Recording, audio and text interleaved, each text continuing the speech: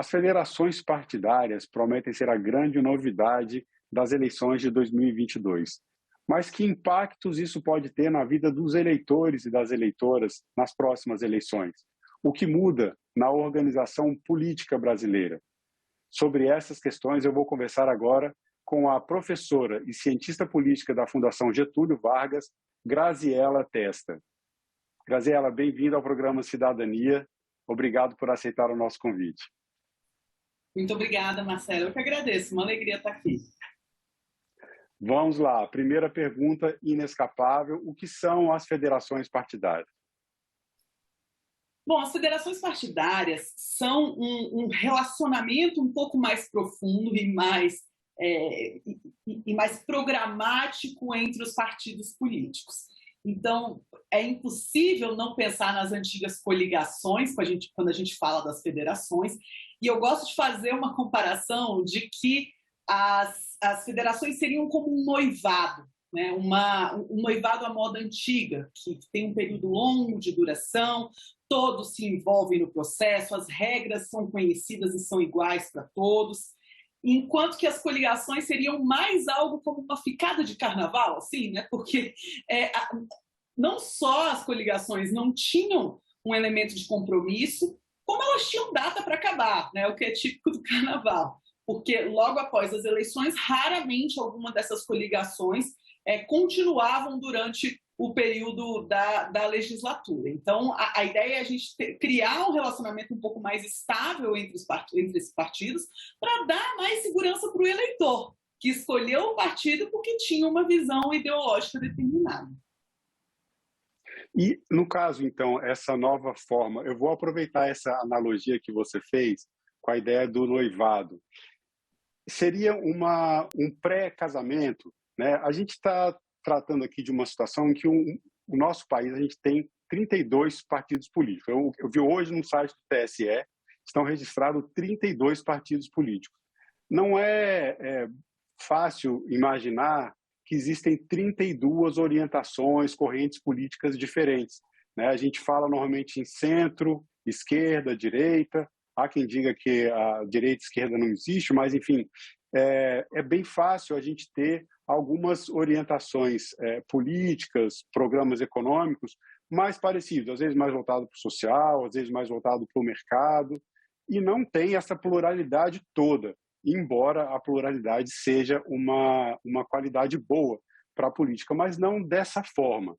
Então, nesse caso, essas novas formas de se unir já no período pré-eleitoral, como você colocou, com essa ideia de um noivado, primeiro já tem um tempo maior, né? Seria meio que um início da fusão de partidos? Você acha que esse instrumento vai permitir a fusão de partidos ou é só um jeitinho para as coligações continuarem acontecendo de forma meio escondida, assim? Não, a ideia é que caminhe para fusões, sim, Marcelo. A ideia é que a gente reduza o número de partidos. Você tocou em dois pontos muito interessantes, né, que são, temos muitos partidos, né, e uma grande quantidade de partidos políticos prejudica a governabilidade, prejudica a capacidade de atuação do Estado, o que não é bom para as políticas públicas. Por outro lado, é claro que a gente quer incluir o máximo de pessoas possíveis na política, o máximo de ideias, o máximo de correntes, de vozes, de corpos. Não há dúvida de que, democraticamente, esse é o caminho.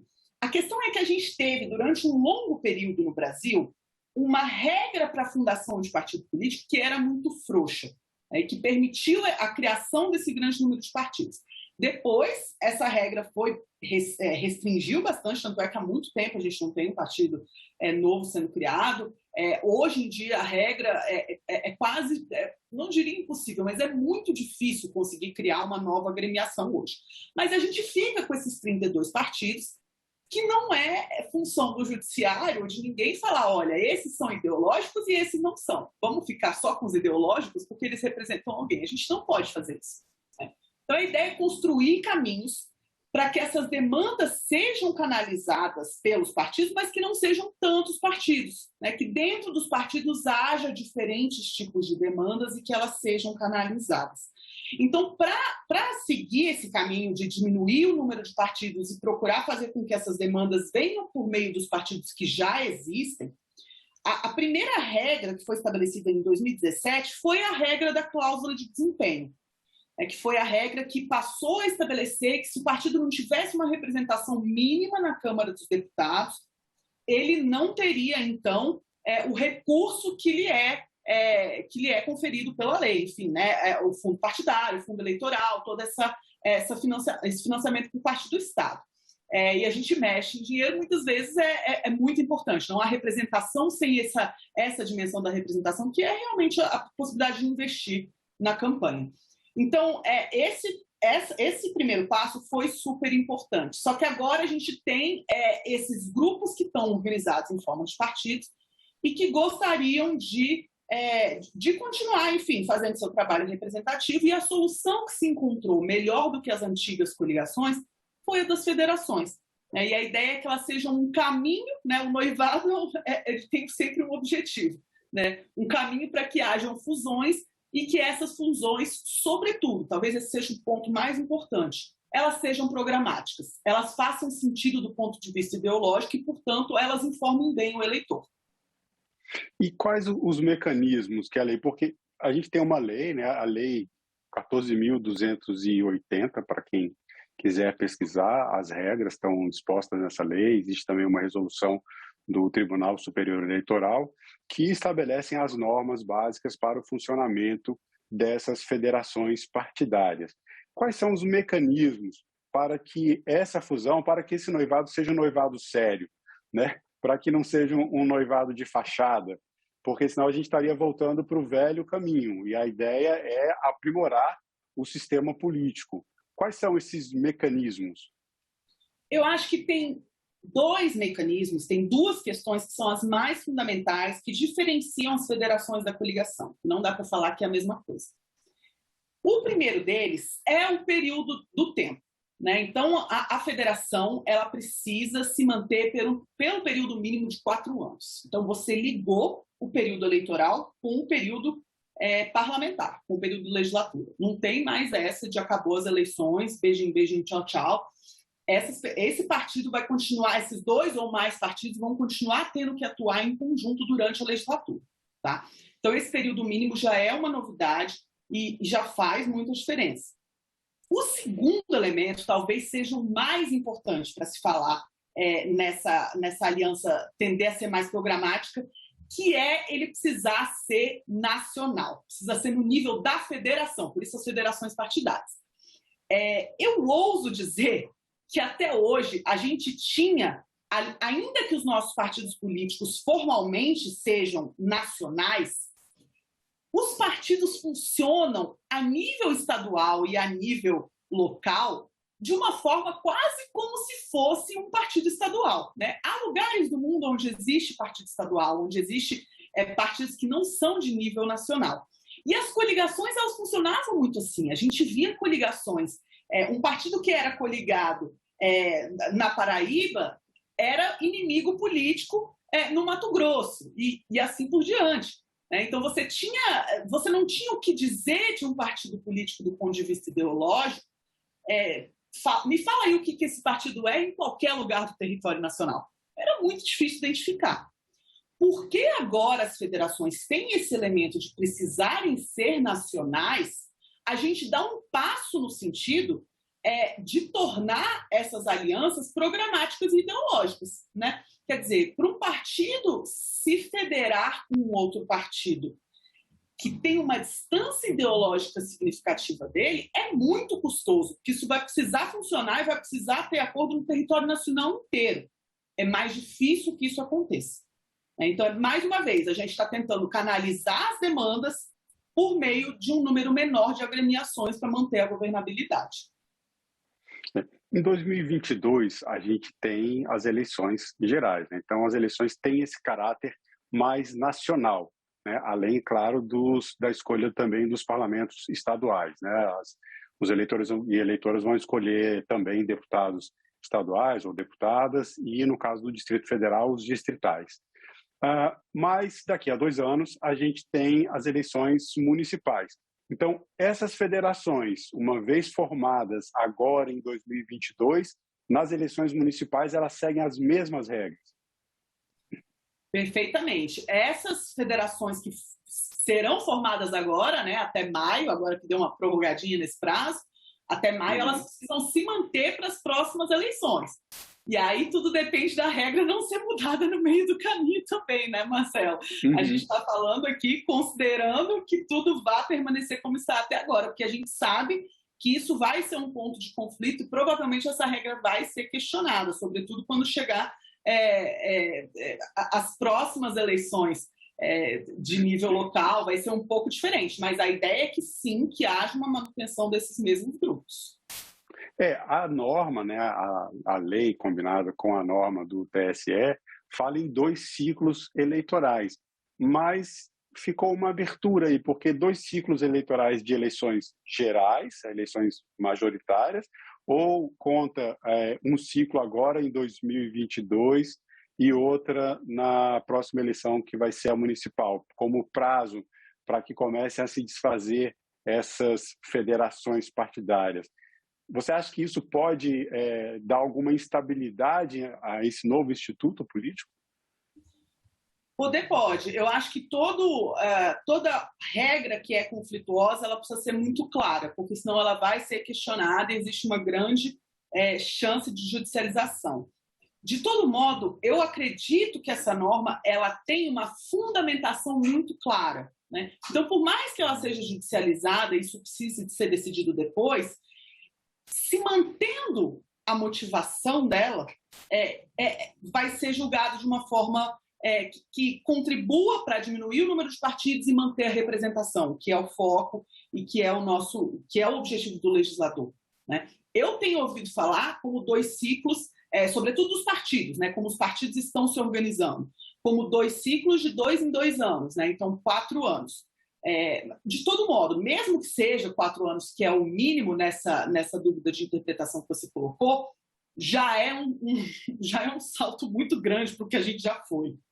Né? Para as ficadas de carnaval, que era uma coisa muito imediata, né?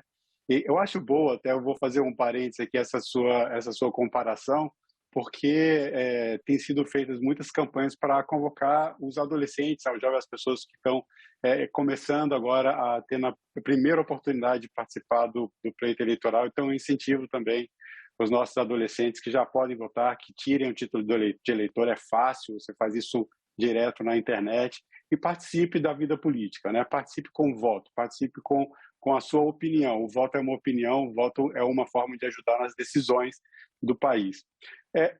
Agora, voltando aqui na nossa conversa, você entende que essa mudança, né, essa novidade, ela amplia a participação, a possibilidade de participação política de novos atores, ou ela restringe? A gente tem esse fator aí dos pequenos partidos, muitos consideram, né, tinha essa bom, vou usar aqui a expressão que era muito colocada assim, tipo, chamados partidos de aluguel, o partido que entrava só para fazer uma coligação e aí depois ficava ali sem ter um alinhamento programático com o governo, dificultando toda a governabilidade durante o período de mandato. Você acha que essas federações partidárias elas vão abrir espaço ou vão fechar espaço para a entrada de novos atores na vida política?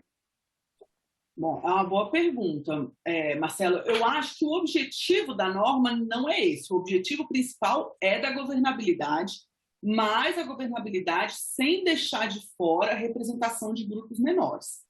Então, com esse adendo, a ideia é que esses partidos pequenos que são ideológicos consigam se alocar em partidos médios ou um pouco maiores que tenham uma ideologia semelhante e passem a ser uma corrente dentro desses outros partidos. E que esses partidos, como você bem colocou, de aluguel, desapareçam, né? E deixe de ser um bom negócio ter partido, aquela história da década de 90 no Brasil. Só disso acontecer já seria ótimo. Mas esse segundo passo de aprofundar a representação, acho que dependeria de uma outra conversa que tem a ver com a democracia interna nos partidos, que provavelmente é a próxima questão a ser enfrentada. né? Como que a gente respeita a autonomia dos partidos, mas, ao mesmo tempo, a gente garante que haja a entrada de novos quadros, de pessoas que querem entrar na política, de pessoas que querem participar, inclusive se candidatando, participando de campanhas, mas que muitas vezes vão para o final da fila, né? E tem aquela fila muito, muito ligada à pessoa de um líder, muitas vezes, né? Dos partidos. Eu acho que isso segue sendo um desafio na nossa democracia. Então, a tendência deve ser dos partidos pequenos buscarem os médios e partidos maiores também, né? Acho que também é sempre válido a gente incentivar as pessoas a se candidatarem também, né? Porque, afinal de contas, é no parlamento que se mudam as leis, principalmente, então, candidaturas às câmaras estaduais e à Câmara Federal também, ao Senado, é sempre uma outra forma de participar da política, né? Melhor do que participar apenas em redes sociais ou em conversas. Claro que as conversas são importantes, as reflexões são importantes, mas nada mais importante do que a prática na vida política. E em termos de experiências internacionais, o Brasil não é o primeiro país a criar esse mecanismo de federações partidárias. Pelo seu conhecimento, as experiências internacionais são bem-sucedidas nessa forma de organização? A gente tem boas experiências e a gente tem experiências não tão boas. Qual que é a dificuldade de fazer essas comparações, Marcelo? O partido político e a forma como se organiza a representação tem muita relação com a cultura política do local, né? Então, muitas vezes, uma experiência institucional que a gente tem em outros países, que foi a inspiração para a tentativa que o judiciário fez muito tempo atrás de verticalizar as coligações, né, não funcionou a experiência internacional, né? Houve uma tentativa, a boa vontade estava presente no formulador da decisão, a gente via a boa vontade, mas não pegou. Não pegou porque foi muito de repente, não pegou porque não conseguiu incluir no processo decisório todos aqueles que deveria ter incluído.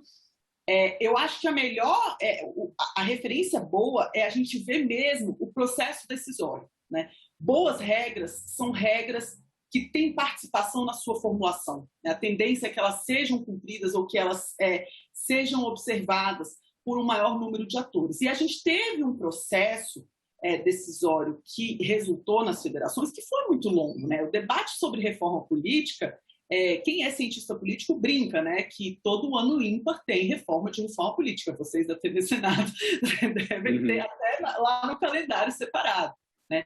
Então, essa é uma discussão muito profícua. A do ano passado foi particularmente assim, calorosa e com pessoas tendo visões de muitos lados. A gente tinha a possibilidade da volta das coligações por um lado e a possibilidade de não haver federações do outro, né? Me parece que as federações ficaram no centro das demandas das duas pontas, né? Isso tende a resultar numa regra bem-sucedida. Isso é uma experiência histórica que a gente tem no Brasil, né?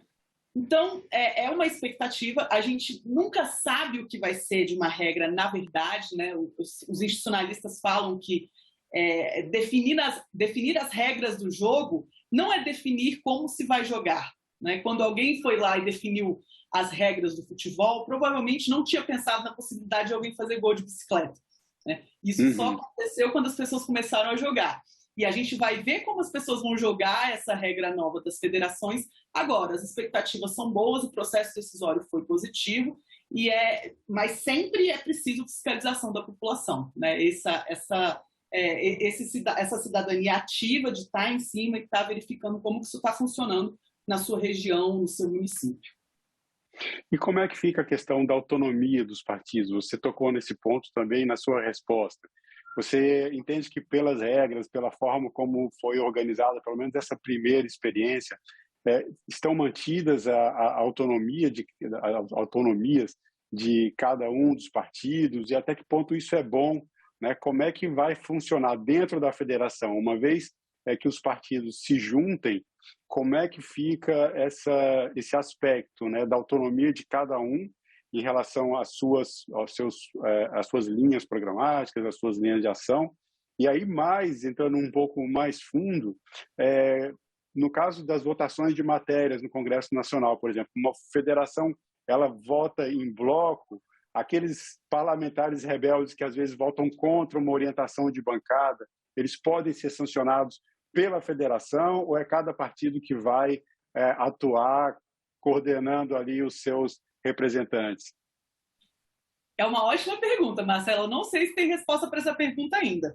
Eu acho que a forma como as federações vão se organizar e o grau de autonomia dos partidos dentro delas vai variar de federação para federação. Essa seria a minha aposta, né? Como já varia de partido para partido. Você falou da orientação de bancada, do quanto que os parlamentares são disciplinados em relação ao que seu partido vota. A gente tem uma variação até do quanto que o partido exige do parlamentar posicionamento ou não, né? A gente tem partidos que não exigem posicionamentos tão radicais dos parlamentares, a gente tem partidos que são mais assim, coesos do ponto de vista ideológico. É muito provável que aconteça algo muito parecido com as federações. Se essa atuação vai se refletir no funcionamento interno da Câmara dos Deputados, ou das outras, enfim, das assembleias, dos legislativos em geral, vai depender dos regimentos internos. Isso vai ser interessante isso acontecer. No momento está tendo um debate muito amplo sobre a reforma do regimento interno na Câmara dos Deputados, um grupo de trabalho, mas eu não tenho acompanhado eles tendo inserido esse aspecto ainda. Eles têm falado, sobretudo, das questões voltadas para a tecnologia e para as inovações que vieram com a pandemia. Mas é provável que vá mexer nessas estruturas também, e eu estou super curiosa para ver o que vai dar, Marcelo. Isso dá uma curiosidade grande mesmo. Agora, assim, os partidos políticos, cada um tem o seu estatuto, e as federações terão um estatuto próprio, então, também. Terão um estatuto da federação, o que não exclui a federação do partido. Claro que o estatuto da federação não pode contrariar nada que haja no estatuto do partido, mas vai ter um critério mínimo que vai precisar ser cumprido pelos partidos. Então, eles vão ter que construir os acordos e é nesse estatuto que vai ter, inclusive, coisas relacionadas à votação parlamentar, quais são os pontos de acordo. Né? Nesse estatuto vão constar quais são os pontos de acordo e que precisam ser cumpridos. Né?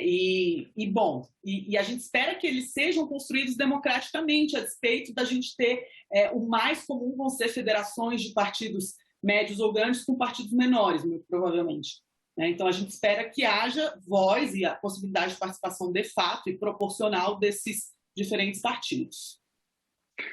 Pela nossa conversa, eu tenho uma impressão, fica para mim a impressão de que você tem uma visão otimista dessa inovação na política brasileira, no nosso sistema eleitoral. Você tem realmente, assim, você acredita que isso vai ser um aprimoramento, então, no nosso sistema político? Olha, Marcelo, eu tenho uma visão otimista, mas algo suspeita, como sempre, né? Porque o uso que pode ser feito da norma a gente nunca sabe. Mas depois de ter acompanhado os debates da reforma política, da forma como eu acompanhei ano passado, e como quase voltaram as coligações ao nosso sistema político depois de décadas de todo mundo falando das desvantagens das coligações, eu entendo as federações como sendo um caminho para justificar que não se volte às coligações. Nesse sentido, nessa parte específica, elas são muito boas. Né? E se a gente conseguir seguir nesse caminho de diminuir o número de partidos, ter uma governabilidade facilitada, a gente pode começar a pensar em coisas mais interessantes, como democracia interna dos partidos, como inserir as pessoas que não estão dentro dos grupos partidários na política, essas discussões que são discussões virtuosas sobre democracia. Né? A gente não fica girando em torno de o partido de aluguel, de essas coisas que a gente não gosta de discutir. Né? A gente gosta de discutir coisa boa, a gente gosta de discutir como inserir as pessoas no processo decisório, como tornar a democracia mais democrática. Né? Os resultados é que vão dizer, mas é como você bem colocou, né? Agora é a experiência, agora é começar começar o jogo com essa nova regra para ver daí o que é que sai, né? Isso é muito próprio da formação das próprias leis, né? As leis elas são colocadas e depois na vida prática elas vão se adaptando e a gente, né, a sociedade se adaptando a elas também. Graziela, para terminar a nossa entrevista, eu trago para você uma pergunta que eu faço para as nossas convidadas e para os nossos convidados. na sua opinião, nas suas palavras, o que é cidadania? O que é cidadania? Bom, eu vou ser bem teórica aqui, bem teoria política, que sou, que curto, que gosto, mas que também acho que é parte da minha vida, né? Cidadania, para mim, é seguir e obedecer às normas que você ajudou a formular, né? Então, se você sente que você participou do processo que gerou uma regra que você vai ter que obedecer, isso é cidadania e é também liberdade, né? O ponto em que a cidadania se encontra com a liberdade. Bom, Graziela, mais uma vez, muito obrigado pela sua participação no programa, obrigado pelo seu tempo. Eu que agradeço, Marcelo. E eu agradeço também a você que nos assiste, convido todos para assinarem o canal da TV Senado no YouTube e a nos seguirem também nas redes sociais. Sobre a pergunta do que é cidadania, eu estendo essa pergunta a você que nos assiste, coloque seus comentários nas nossas entrevistas no YouTube, responda a pergunta, eu quero trazer aqui as suas respostas para as entrevistas da TV Senado. Obrigado e até o próximo programa.